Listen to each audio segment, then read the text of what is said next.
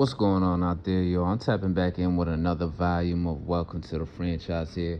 Just want to tap back in with a little bit more of what's been going on in the NFL off-season here with free agency. Trying to play a little bit of catch-up here since I had a little bit of a week or so layoff. From tapping into what's been going on with these free agent signings, who's going where, what moves people are making. Of course, some of the rumors going on because all of it's fun to hear, all it's fun to speculate and talk about. So with that being said, let me get straight into it, right? So when I talk about DK Metcalf getting traded to the Steelers, I don't think I was able to really tap into that too much, but you got DK Metcalf who's coming over to the Steelers now, tag teaming up with G. Pickens. So it's going to be fun to see those two type of receivers who have a similar style. And in Pittsburgh, with the kind of brand of football they like to play, these are the perfect two receivers for them. You know, they're tough. They make those tough catches. They break tackles. They're both fast. And they ain't afraid of no fight. They ain't afraid of blocking. They ain't afraid to lay a motherfucker on his ass and shit out there on the field. They're not afraid of none of that shit. So definitely on-brand type of players for the Steelers. And a good trade there for DK. Gets out of Seattle. Not in a way where it seemed like he probably really wanted to get out of there, but I understand he wanted to get another contract. This is his third contract, so he wanted to get his bag. And the situation in Seattle looked like it was kind of, I won't say falling apart, but it looks like they're changing some things up a little bit and trying to go in a few different directions of how they want to build their team going forward. So DK gets to Pittsburgh. He gets a new deal and everything. He plays with another receiver. That takes some pressure off of him again. With a similar game as him, as I said. But my thing is this, like, who the fuck gonna throw it on the ball? Who's gonna throw it on the ball? And at this point, the way it's looking with DK Metcalf and the relationship he had with his previous quarterback, is Russ coming back to Pittsburgh? I mean, honestly, that's what seems like is the play, or would make some sense to have someone throw it on the fucking ball. You know what I mean? Because with the way those guys are a receiver and their mindsets, it's only a matter of time, you know, how much beef and everything's going to happen on the sideline or in the locker room or shit, even the fucking media, even though that doesn't happen too much with the Steelers. But in the most recent years, 5 years or so, that's kind of been happening with the Steelers. But you got a trash-ass quarterback in there that can't get both of these dudes the ball and shit, and they can't win no games. You know what's coming down the line with those two type of receivers. You know that. So I'm just like, who the fuck throwing on the ball? But at this point right now, I guess I'm not saying this definitively, or I'm even confident about saying it, that I guess it kind of makes sense that Russ is gonna come back over Aaron Rodgers. Because to me, it's kind of hard to see Aaron Rodgers wanting to be back in the same, you know, similar situation or whatever. Not as bad, but a little, you know what I mean? Not really a great vibe there, but you want to be back in the same situation basically as you was with the Jets. You know, Steelers still need a little bit of work on the offensive line. Yeah, they're always going to have a good defense or a solid defense and everything, but, you know, they overachieved in some spots of the season last year, and they underachieved in other spots of the season last year. So it's kind of a similar vibe there. It's hard for me to see, like I said, Aaron Rodgers going there. So the Steelers, they got to do something, man. They got to trade for a Will Levis, or draft a Jalen Milroe, or Tyler Show, or some shit like that. Because what the fuck? They got to do both. They got to trade for Levis and draft one of those quarterbacks, because we know that if the Titans are smart, they're going to pick Cam Ward. I just seen recently that he's having the private workout with the Titans. Once you get the private workout, you know what time it is. Really, it's up from there.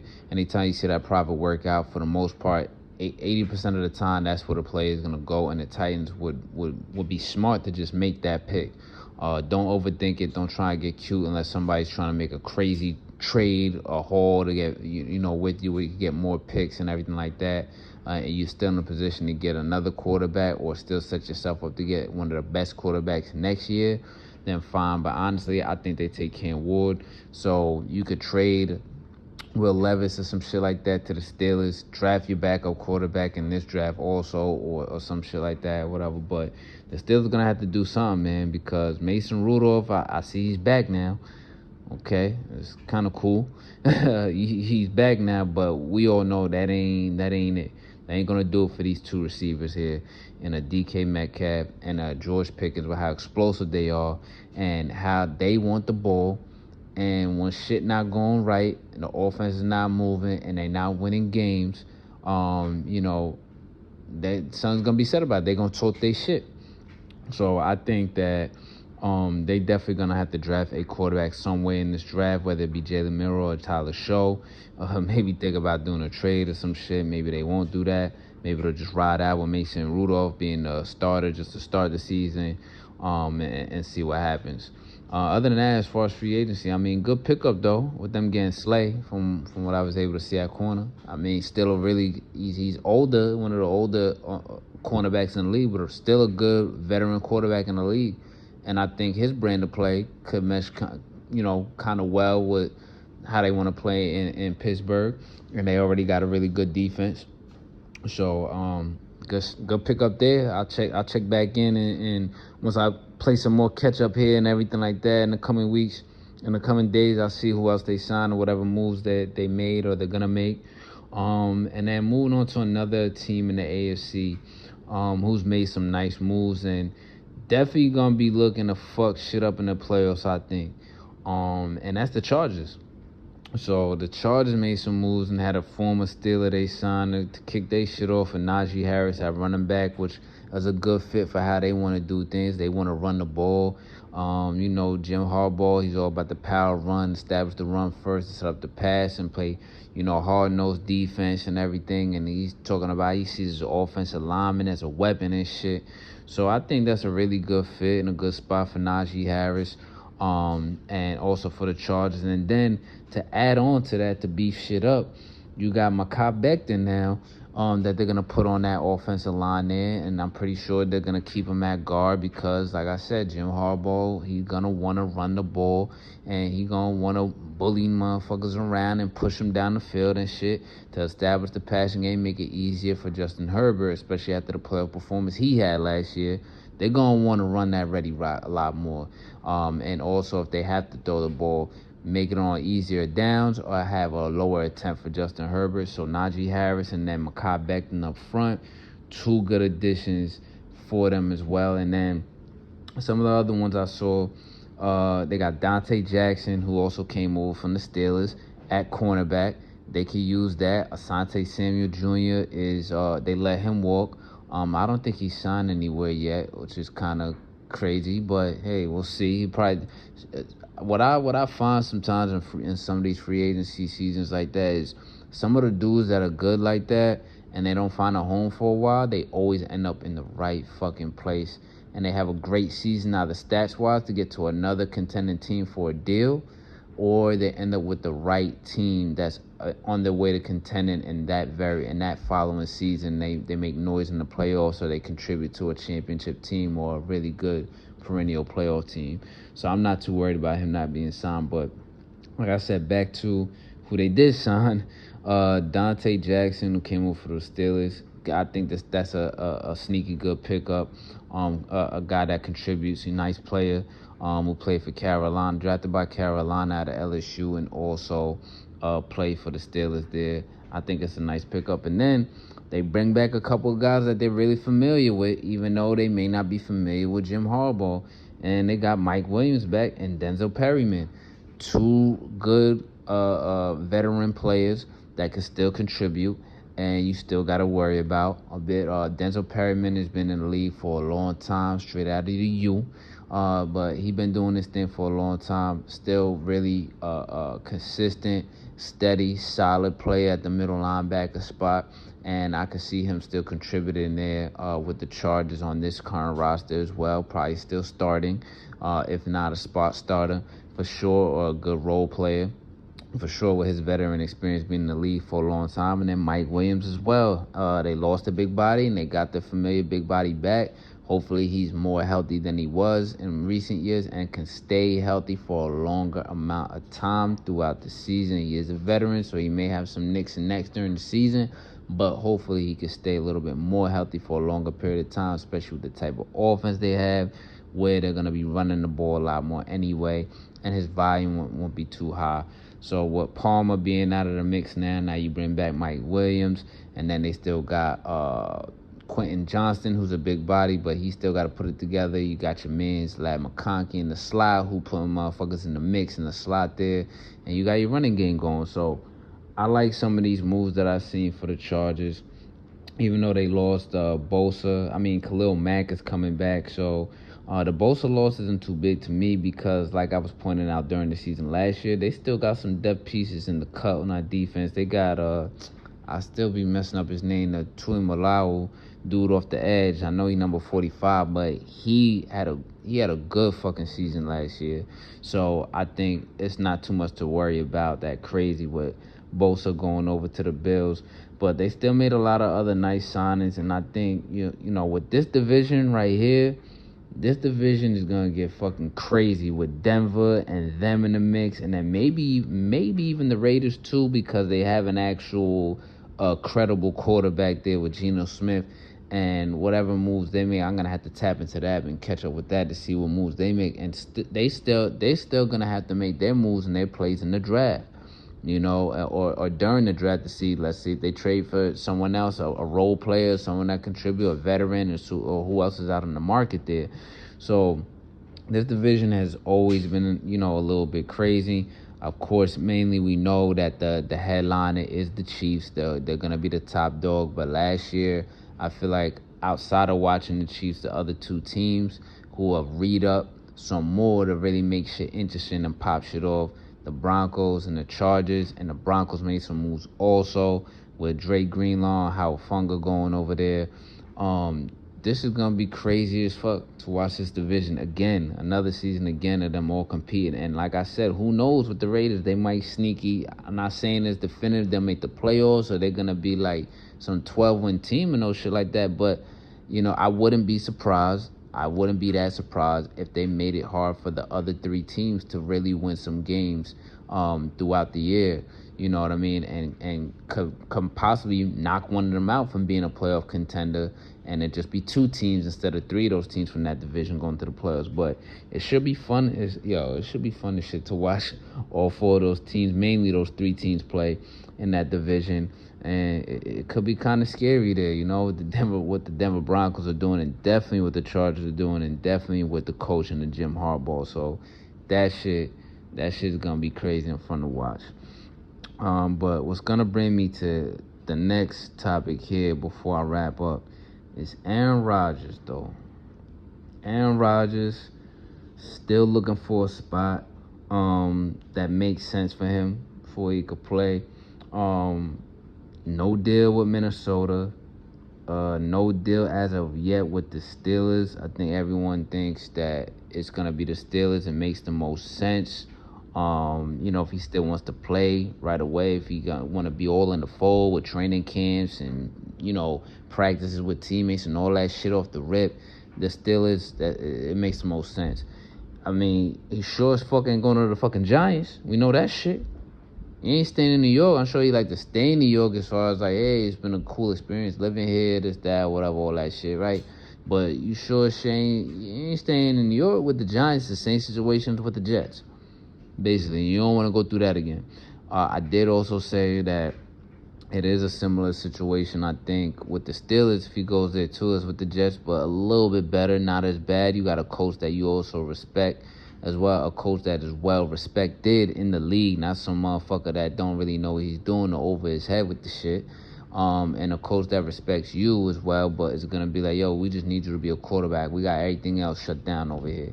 We don't need none of that extra shit.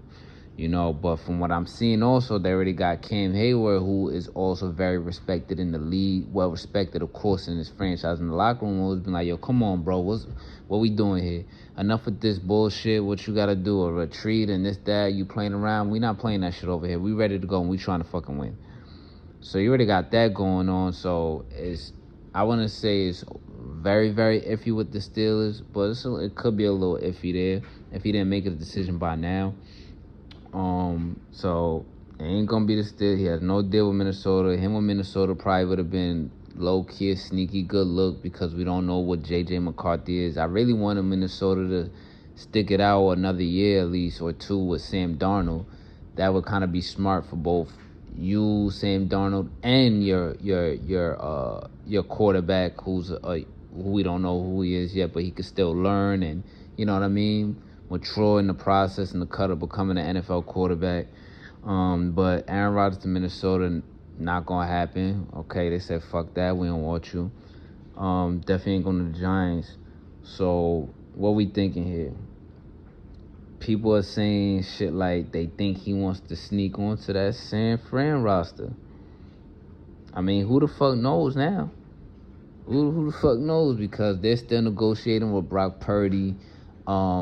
After last year with how shit went down with the Niners, it's still probably a little bit of hesitation or some question. I don't want to say hesitation. I'll say some questions, some question marks about Brock Purdy. I don't think San Fran is dumb like that. I don't think John Lynch is dumb like that. That motherfucker they're gonna figure out a deal. They're gonna sign him and all that shit. They're not gonna be like, oh well, you want too much money? Fuck out of here. Let's get Aaron Rodgers. And Aaron Rodgers is still good enough. A little washed from what we know him as, which is still better than probably 50% of the quarterbacks on their best day and on his worst day. But you know, I just can't see that. You're gonna be like, oh, all right, he want too much. Then what do you do with Purdy? You keep him on the roster and bring Aaron Rodgers, or you trade him to fucking, where you gonna fucking trade him to? You know what I mean? So you do that or whatever. You sign Aaron Rodgers to the Niners while you have Purdy or some shit. I just can't really see it, but crazy things have happened.